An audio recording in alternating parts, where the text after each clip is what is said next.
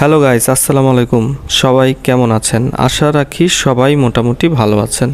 তো বরাবরের মতোই নতুন একটি ভিডিও নিয়ে আপনাদের মাঝে হাজির হয়েছি। আর আজকের ভিডিওতে আপনারা দেখবেন আমাদের যে হোম রিবন আছে, হোম রিবনের ভিতরে যে আপনার স্টাইল সেকশনটা আছে, তো স্টাইল সেকশনটা আসলেই গুরুত্বপূর্ণ। এতটা মানে ছেড়ে দিলেও হবে না, কারণ এখানে একটা সেলের স্টাইলিং, তারপরে সেলের কন্ডিশন, অনেক কিছু আছে।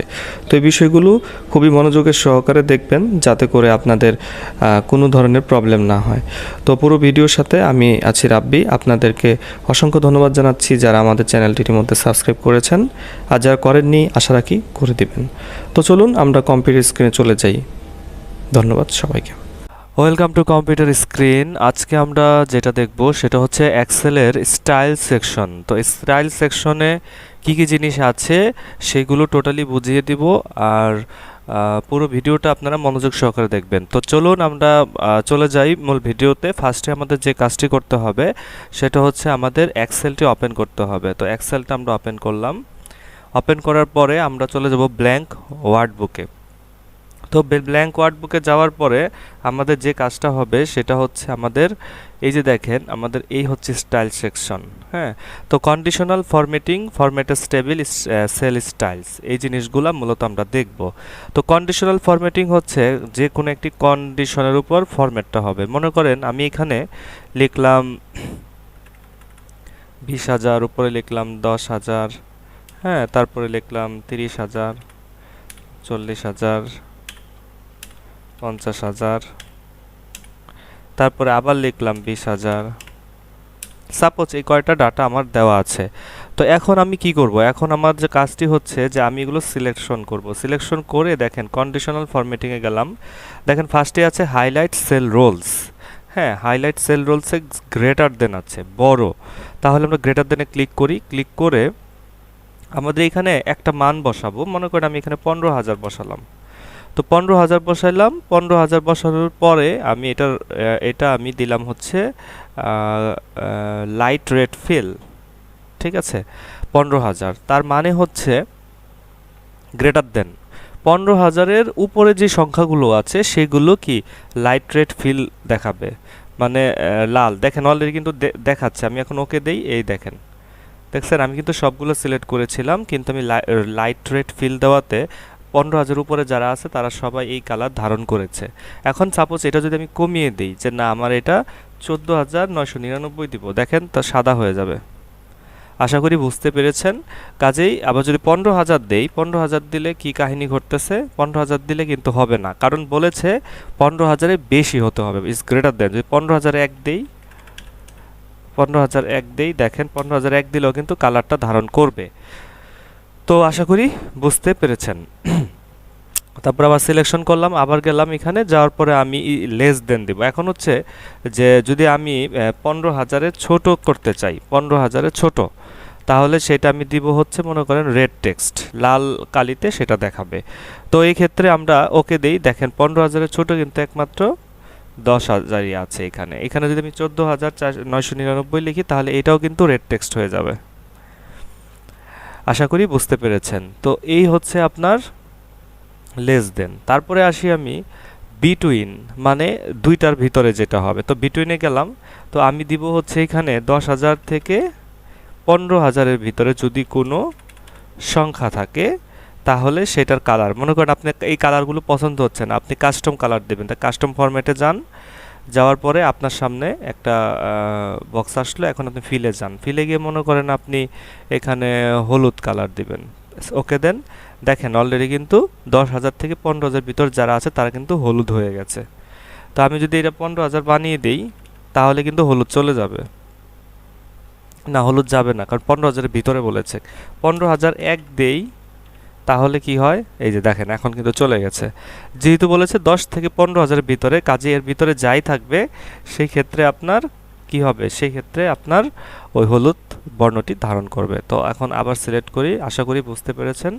তারপরে আসি, তারপরে হচ্ছে ইকুয়াল টু, মানে সমান। সমান বলতে আপনার যদি একটা আরেকটা সমান হয় তাহলে কি কালার হবে? মনে করেন আমি এখানে দিলাম 20,000 দিলাম, 20,000 যেটা হবে সেটা হবে রেড বর্ডার। তো আমি ওকে দেই, তাহলে 20,000-এর সমান রেড বর্ডার দেখেন একটাই 20,000 আছে। এখন যদি আমি এটাকে 20,000 বানাই তাহলে দেখবেন রেড বর্ডার চলে আসবে।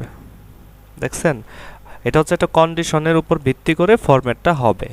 তো তারপরে আবার সিলেকশন করলাম, সিলেকশন করে আমি এখানে গেলাম, যার পর আমি চলে গেলাম এ ডেট টেক্সট দ্যাট কন্টেইন, মানে একটা টেক্সট থাকবে যেটা বহন করবে।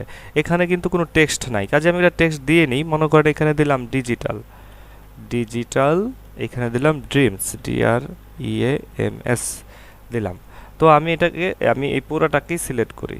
হ্যাঁ, পুরোটা সিলেক্ট করে আমি এখান থেকে টেক্সট দ্যাট কন্টেন্টসে গিয়ে এখানে লিখি আপনার ডিজিটাল। যেহেতু ডিজিটালটা সে পেয়েছে, সেটা কি কালার হবে সেটা আমি কাস্টম ফরম্যাটে যাই, এখান থেকে এটা কালার দেবো আমি গ্রিন। তো ওকে দেই, ওকে দেই। দেখেন আমার ডিজিটাল কথাটা যেহেতু পেয়েছে সেহেতু গ্রিন কালার হয়ে গেছে। কন্ডিশনের ভিতরে ডিজিটাল কথাটা যেখানেই থাকবে সেটাও গ্রিন কালার হয়েছে। মনে করেন আমি এখানে দিলাম ডিজিটাল, লিখলাম, লেখার পরে দেখেন এটাও গ্রিন কালার হয়ে যাচ্ছে। তো এই হচ্ছে কন্ডিশনাল ফরম্যাটিংয়ের একটা চিত্র। তারপরে আসি এ ডেট ওকারিং, মানে একটা ডেট যেখানে ঘটেছে। এখানে স্টারডে আছে, টুডে, টুমরো, নেক্সট উইক, যে ডেটটাই থাকুক না কেন সেটা কিন্তু এখানে শো করবে।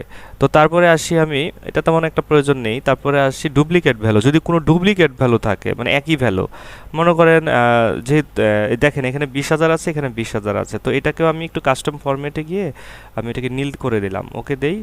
দেখেন, এই দেখেন নীল হয়ে গেছে এটা এবং এটা নীল হয়ে গেছে, কারণ এগুলো 20,000 ডুপ্লিকেট দুইটা ভ্যালু আছে। যদি আমি 40,000 টাকা এখন 20,000 বানাই তাহলে এটাও দেখবেন নীল হয়ে যাবে। তো আশা করি এই কন্ডিশনাল ফরম্যাটিংটা বুঝতে পেরেছেন। তো সংখ্যার ক্ষেত্রে, লেখার ক্ষেত্রে কন্ডিশনাল ফরম্যাটটা কাজ করে। তো তারপরে আমি এইগুলো কেটে দেই, এই দুইটা কেটে দেই। এখন আমি এখানে কিছু ভ্যালু দেওয়া আছে, এগুলো আমি সিলেকশন করলাম।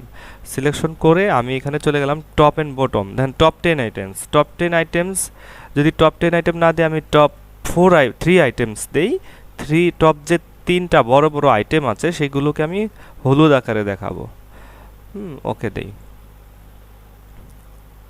এখানে সবই দেখি হলুদ এসেছে, কারণ এখানে 50,000, 20,000, 20,000 এগুলো হয়ে গেছে। আচ্ছা দাঁড়ান, এটা একটু ভালোভাবে করতে হবে। মনে করেন আমি এখানে 20,000 দিলাম, হ্যাঁ, এখানে দিলাম 30,000, এখানে দিলাম 50,000। আমি এটাকে সিলেকশন করলাম, টপ 10 আইটেমস। তো আমি এখানে দিলাম টপ 2 আইটেমস, 2 আইটেম দিলাম। 2 আইটেম কিভাবে দেখাবে? রেড টেক্সটে দেখাবে। ওকে দেন, দেখেন আমার টপ 2 আইটেম রেড টেক্সটে দেখাচ্ছে, কারণ 50,000 আর 30,000 দুটো বড় টপ, আর ওটা হচ্ছে ছোট। তো এটা হচ্ছে মূলত top, top and bottom. Top 10%, যে টপটা থাকবে তার 10, মনে করেন 2% 2% হবে, সেটা দেখাবে কি? Red text. তো ওকে দেই। এই দেখেন টপ 2 এর এই দুইটার টপ 2 এর কি 10% করবে আর কি। তো এটাই গেল মূলত এইটা। তো যাই হোক, এখানে যা যা আছে এরকম বটম দেখাবে, বটম 10% দেখাবে, এগুলো সব ওই ফর্মুলায় কাজ করবে। তো তারপরে আসি ডাটা বার। ডাটা বারটা কি জিনিস? ডাটা বার হচ্ছে যে আপনি এটা ডাটার বারটাকে কোন কালারে দেখতে চান। মনে করেন আপনি এটা দিলেন, দেখেন কত সুন্দর, এই যে 50,000 বেশি, তার চেয়ে একটু কম 30,000, তার চেয়ে একটু কম 20,000, এই যে বার হিসাবে, ডাটার বার হিসাবে দেখাচ্ছে। মনে করেন এটাও যদি আমি সিলেকশন করি, এখান থেকে ডাটা বার্স থেকে আমি নীল দিলাম, দেখেন ওই যে কোনোটা বেশি কোনোটা কম, হলুদ দিলে হলুদ আসবে, এরকম যেইভাবে আপনি দেন না কেন ওইভাবেই আসবে ডাটা বার্স। তারপর আসি কালার সিম। এই দেখেন কালার চেঞ্জ হচ্ছে, যে কালার দিবেন সেই কালার সেট হবে। তারপর আইকন সেট আছে, এখানে আপনি আইকনও দিতে পারেন, কোনটা বড় কোনটা ছোট সেগুলো নির্ধারণ করবে আইকন সেট হিসাবে। তো এই গেল আজকের ক্লাস। এটা হচ্ছে মূলত স্টাইল সেকশন। তো আশা করি সবাই বুঝতে পেরেছেন। দেখা হবে পরবর্তী একটি ভিডিওতে। ধন্যবাদ সবাইকে।